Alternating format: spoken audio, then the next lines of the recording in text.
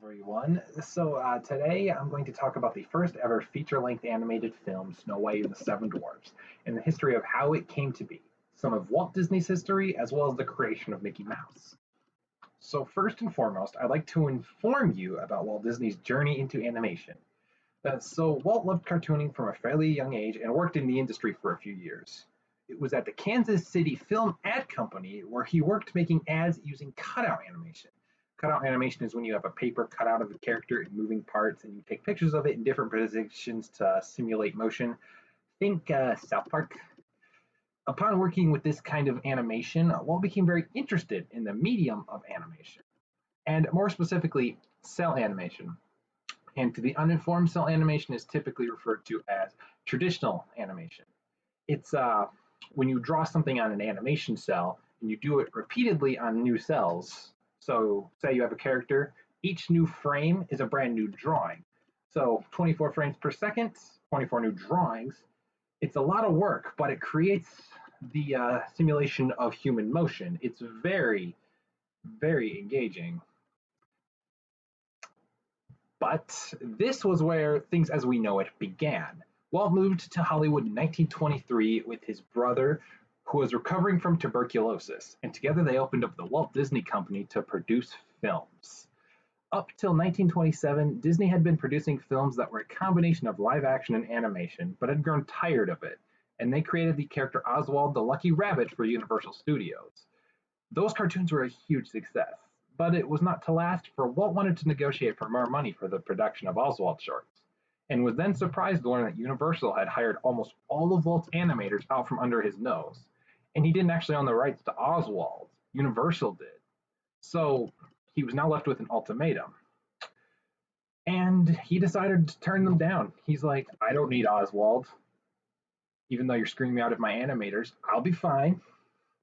So he left. He took iWorks with him, iWorks, which was one of his co-workers since about the beginning of his career.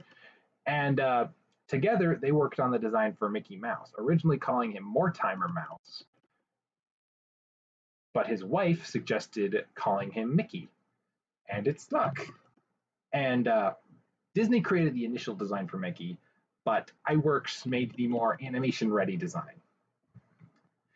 And after years of making shorts like Mickey and Silly Symphonies, Walt had grown bored with the shorts and wanted to pursue a feature-length cartoon, something which all the critics called crazy and that it would bankrupt his company. They called it Disney's folly. Well, Walt was determined, and with 4 years of grueling development, special training for them, and making the layer and creating a new multi-plane camera, which enabled them to make the different layers of animation appear at different distances, creating a greater field of depth. The movie premiered in December of 1937. It costed Disney a whopping $1.5 million.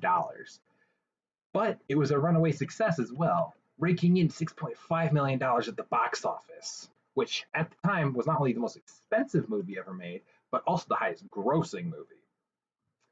And with that huge success, this ushered in the golden era for Disney animated movies. There were five. We had Snow White and the Seven Dwarfs, Pinocchio, Fantasia, Dumbo, and Bambi.